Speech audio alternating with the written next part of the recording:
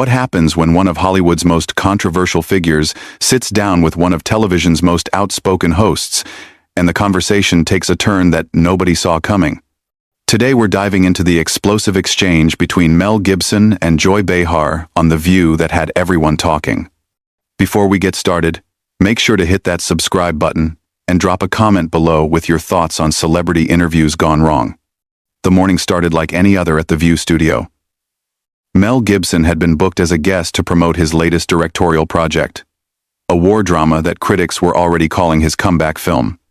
The producers knew it would be ratings gold, bringing together Gibson's magnetic screen presence with the show's reputation for hard-hitting conversations. What they didn't expect was just how hard those hits would land. As Gibson walked onto the set, the audience erupted in applause. He waved, flashed that familiar smile, and took his seat at the discussion table. The other hosts, Whoopi Goldberg, Sarah Haynes, and Sunny Hostin, greeted him warmly. But Joy Behar sat back in her chair, arms crossed, wearing an expression that could cut glass. "Welcome back to The View, Mel," Whoopi said, trying to maintain the show's friendly atmosphere. "It's great to have you here to talk about your new film." "Thanks for having me," Gibson replied, his Australian accent still thick after decades in Hollywood. "It's always interesting coming on shows like this. You never know what you're going to get." Joy leaned forward slightly, her eyes narrowing. "Oh, I think you know exactly what you're going to get, Mel. The question is whether you're prepared to handle it." The studio audience shifted uncomfortably. Even the camera operators seemed to sense something brewing. Gibson tilted his head, studying Joy's face with the same intensity he once brought to his most dramatic roles. "I'm sorry, Joy, but I'm not sure what you mean by that," Gibson said, his voice steady but with an edge creeping in. "Are you suggesting I can't handle a simple conversation about my work?" "Simple?" Joy let out a laugh that sounded more like a bark. "Nothing about you is simple, Mel. Your past, your statements, your choices. Should we talk about those? Or are we just going to pretend they don't exist?" Whoopi tried to intervene. "Joy, maybe we should focus on the film first and then—" "No, Whoopi," Joy cut her off, never taking her eyes off Gibson. "I think the audience deserves to know who they're really listening to. Don't you agree, Mel?" Gibson's jaw tightened, but he maintained his composure. "I think the audience is smart enough to make their own decisions about me and my work. I'm here to talk about a film that I'm proud of, that tells an important story. If you're not interested in that, then maybe I'm on the wrong show." "Oh, you're on exactly the right show," Joy shot back. "This is where we ask the tough questions that other programs won't ask. This is where we hold people accountable for their actions." The tension in the studio was palpable now. Sarah Haynes looked like she wanted to crawl under the table, while Sunny Hostin kept glancing between Joy and the producers off stage, clearly wondering if someone should step in. "Accountable?" Gibson repeated, his voice rising slightly. "I've been accountable. I've apologized for my mistakes, I've worked to make amends, and I've tried to move forward. What more do you want from me?" Joy leaned back in her chair, a satisfied smirk playing on her lips. "I want honesty, Mel. I want you to stop hiding behind this redemption narrative and admit that some things can't just be forgiven and forgotten." "And who made you the judge of what can and can't be forgiven?" Gibson fired back. "Who gave you the authority to decide when someone has paid enough for their mistakes?" The audience was dead silent now, hanging on every word. Even the production crew had stopped their usual bustling around the set. This wasn't going according to anyone's script. "I didn't appoint myself anything," Joy replied, her voice dripping with condescension. "But I do have a platform, and I'm going to use it to speak truth to power. Even when that power comes wrapped in a charming smile and a comeback story." Gibson stood up suddenly, his chair scraping against the floor. "You know what, Joy? You're absolutely right about one thing.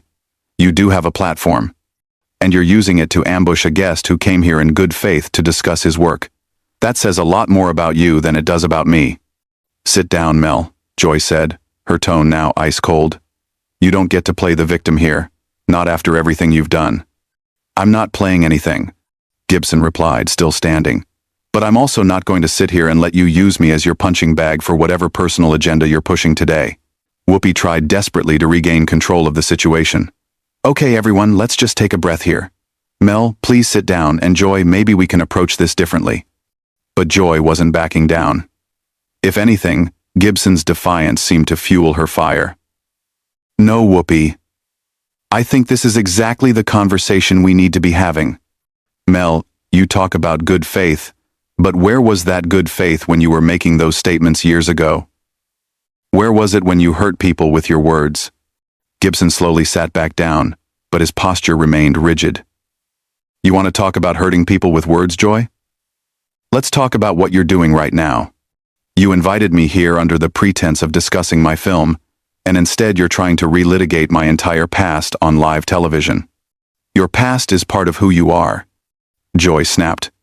It's part of what informs your work, your perspective, everything you create.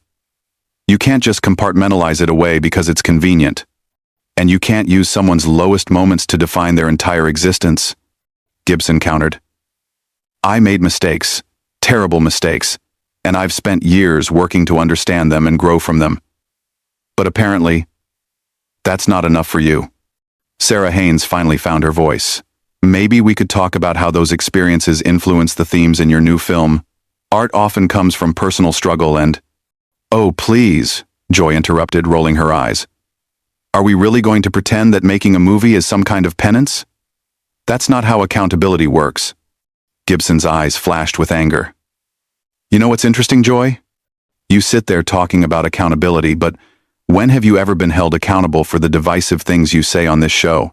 When have you apologized for the times you've been wrong or hurtful? That's completely different, and you know it, Joy shot back. Is it? Gibson leaned forward, his voice gaining strength. You use this platform every single day to make sweeping statements about people, to judge and condemn without knowing the full story. But somehow that's different because you're on the right side of politics? The audience began to murmur. Some people were nodding along with Gibson's words, while others looked uncomfortable with the direction the conversation was taking. Don't you dare try to flip this around on me, Joy said, her voice rising.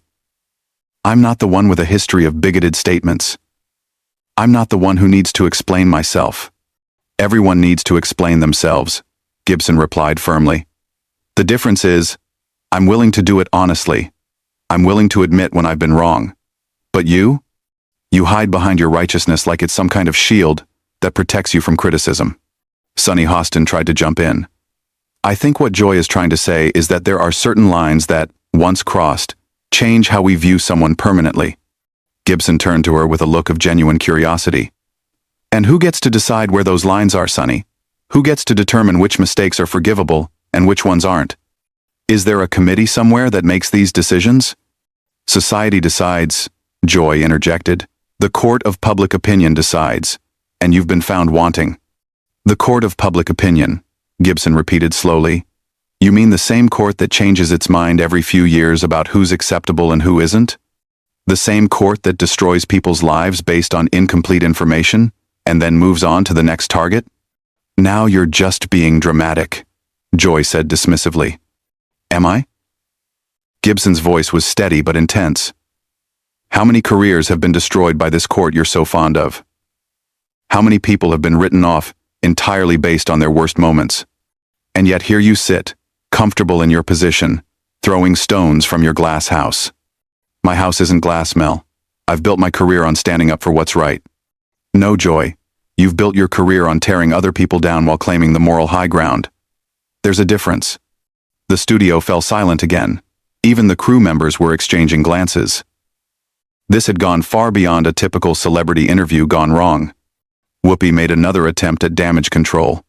Mel, Joy, I think we're all getting a little heated here. Maybe we should... No, let him finish, Joy said, her voice dripping with mock interest.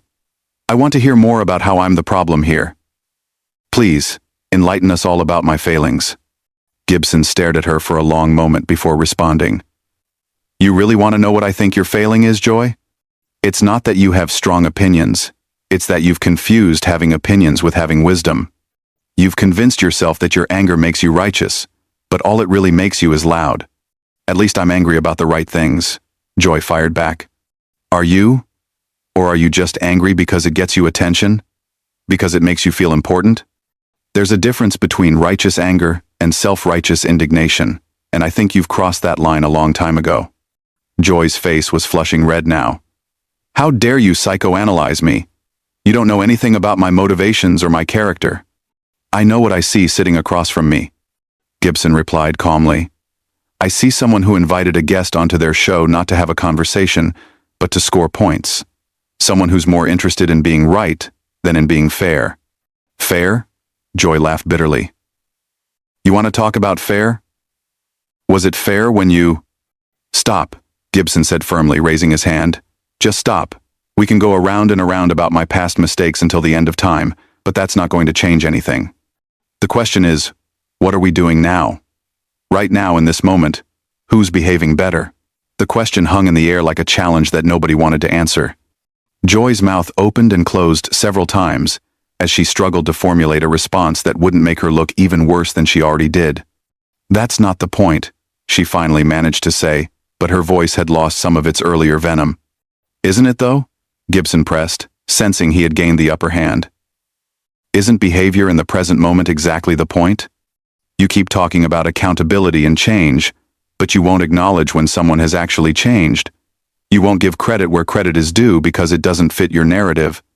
Sarah Haynes, clearly uncomfortable with the silence from Joy, tried to redirect. Mel, can you tell us about the journey of making this film and how... No, Sarah, Joy interrupted, finding her voice again. We're not moving on from this. Mel thinks he can waltz in here and lecture me about fairness and behavior? That's rich coming from someone with your history. And there it is again, Gibson said, shaking his head with what looked like genuine disappointment. Every time we get close to having an actual conversation about growth and redemption, you retreat back to the past. It's like you're stuck in a time loop. I'm not stuck anywhere, Joy snapped. I'm holding you accountable for your actions. No, you're not, Gibson replied firmly. You're punishing me for them. There's a huge difference. Accountability leads to growth and understanding. Punishment just leads to more resentment and division. Whoopi tried once more to intervene. Maybe we can agree that both accountability and forgiveness have their place. Don't, Joy said sharply, turning on her co-host. Don't you dare try to both sides this, Whoopi. Some things are unforgivable. Gibson's eyebrows shot up. Unforgivable? That's your position? That some human beings are beyond redemption? I didn't say human beings. I said some things. But things are done by human beings, Joy. If the things are unforgivable, then you're saying the people who do them are unforgivable too. That's a pretty dark worldview for someone who claims to be fighting for justice. Justice isn't dark. It's necessary. What you're describing isn't justice. It's revenge. Justice includes the possibility of redemption. What you're advocating for is permanent condemnation. Joy stood up now, matching Gibson's earlier move. You know what? I don't have to sit here and listen to a philosophy lecture from someone who... Who what? Gibson interrupted, standing up as well. Who made mistakes? Who said terrible things? Who hurt people? Yes, Joy, I did all of those things. But I also learned from them. I also grew. I also changed. And if you can't see that, if you refuse to see that, then you're the one with the problem. I don't have a problem seeing anything clearly, Joy shot back. Really? Because from where I'm sitting, it looks like you've built your entire identity around being perpetually outraged. And the scary part is, I don't think you even know how to turn it off anymore. The audience was completely silent now, but the tension was electric. Sunny Hostin looked like she was ready to call security, while Sarah Haynes was practically hiding behind her coffee mug. You think outrage is bad? Joy asked, her voice getting louder. You think being angry about injustice is somehow wrong? I think being angry all the time, about everything, makes you lose sight of what really matters, Gibson replied. I think it makes you cruel. And I think it makes you exactly the kind of person you claim to be fighting against. How dare you? How dare I what? Point out the truth? You want to know what I see when I look at you, Joy? I see someone who's become so addicted to moral superiority that you've forgotten what actual morality looks like. Joy's face was now completely red. You have no right to talk to me about morality. I have every right to defend myself when I'm being attacked on national television. Gibson fired back. And make no mistake, that's what this is. This isn't journalism. It's not holding me accountable. It's a public execution disguised as an interview. If you feel like you're being executed, Maybe that tells you something about your own guilt. Gibson laughed, but it wasn't a pleasant sound. Or maybe it tells me something about your methods. You know what the difference is between us, Joy? When I hurt people, I admitted it. When I was wrong, I owned it. But you hurt people every single day with this show. And you convince yourself it's noble. I don't hurt people, I expose the truth. You destroy people for ratings. You take their lowest moments and turn them into entertainment. And the worst part is, you sleep well at night because you've convinced yourself you're doing God's work. Whoopi finally found her backbone. Okay, that's enough from both of you. We need to... No, Whoopi, Gibson said, never taking his eyes off Joy. Let's finish this. Joy wants to have this conversation so badly. Let's have it. Tell me, Joy, in your perfect world, what happens to people who make mistakes? What's the appropriate punishment for someone like me? You should face consequences for your actions. I have faced consequences. I lost work, I lost respect, I lost relationships. But that's not enough for you, is it? You want permanent exile. I want people to remember who you really are. And who am I really, Joy? Please, enlighten me. Tell me who I am based on the worst things I've ever said. Joy hesitated for a moment, seeming to realize she was walking into a trap, but her anger carried her forward. You're a bigot. You're someone who revealed their true character when they thought nobody important was listening. Gibson nodded slowly. And that's it? That's the sum total of my existence? 30+ years in this industry, dozens of films, charitable work, raising children, building relationships. None of that matters because of the worst things I've ever said? Actions have consequences. They do. But you know what else has consequences, Joy? This. What you're doing right now? Refusing to acknowledge growth, refusing to allow for redemption, turning every conversation into a battle, that has consequences too. What's that supposed to mean? Gibson gestured toward the audience, many of whom were now looking uncomfortable and checking their phones. It means people are getting tired of it. They're tired of the anger, tired of the division, tired of being told that they have to hate people forever based on their worst moments. I don't tell people to hate anyone. Don't you? Because that's sure what it sounds like to me.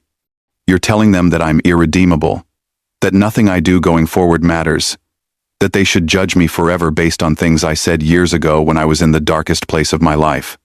Joy sat back down heavily, but her jaw remained set. Those things you said weren't just words, Mel. They hurt people. They reinforce dangerous stereotypes, and I've spent years working to undo that damage, Gibson interrupted.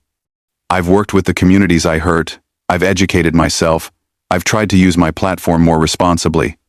But you don't want to talk about any of that because it complicates your narrative. Your narrative is the problem, not mine. My narrative is that people can change, that redemption is possible, that we should judge each other based on our full humanity, not just our failures. What's your narrative, Joy? That some people are permanently broken?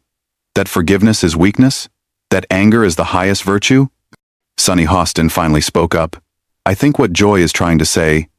No, Sonny, let Joy speak for herself, Gibson said. I want to hear her defend this worldview she's promoting. I want to hear her explain how permanent condemnation makes the world a better place. Joy looked around the table at her co-hosts, all of whom were staring at her with expressions ranging from concern to outright alarm. The producers off stage were making frantic hand gestures, clearly wanting someone to end this segment. Fine, Joy said finally. You want to know what I think? I think some people use redemption as a shield. They apologize not because they've genuinely changed, but because they want to get back to where they were before. They want forgiveness without earning it. And how does one earn forgiveness in your estimation? Through consistent action over time, not through charm and media appearances.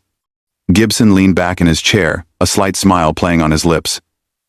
Consistent action over time. That's interesting. How long would that take, do you think? 5 years? 10? 20? Or is it possible that no amount of time would be enough for someone like you? It's not about time. It's about sincerity. And who judges sincerity? You? Other people in media? The same people who built careers on conflict and controversy? You'll have to forgive me if I don't trust that tribunal. The studio was dead quiet except for the hum of the cameras and lights. Even the audience seemed afraid to breathe too loudly. You know what the real tragedy is here, Joy? Gibson continued, his voice now calm and measured. You had an opportunity today to have a real conversation about growth and change and forgiveness.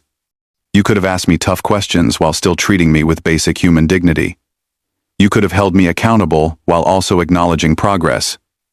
Instead, you chose to make this about your own ego. My ego? Joy's voice cracked slightly. Yes, your ego. Your need to be the righteous one, the moral authority, the one who gets to decide who deserves redemption and who doesn't. That's not justice, Joy. That's just another form of bullying. Joy opened her mouth to respond, but no words came out. For the first time since the interview began, she looked truly speechless. Gibson stood up again, this time with calm dignity rather than anger. I came here today to talk about a film that I'm proud of, that tells an important story about resilience and redemption. Instead, I got ambushed by someone who seems to believe that redemption is impossible. That tells me everything I need to know about this show and its values. He began to remove his microphone as the producers scrambled. Thank you to the other hosts for trying to maintain some semblance of professionalism. As for you, Joy, I hope someday you find whatever it is you're really looking for, because this isn't it. With that, Mel Gibson walked off the set of The View, leaving behind a stunned audience and a host who had finally bitten off more than she could chew. What did you think of this explosive exchange? Was Joy out of line, or was she just doing her job? Drop your thoughts in the comments below, and don't forget to subscribe for more stories like this one. What other celebrity interviews do you think went too far?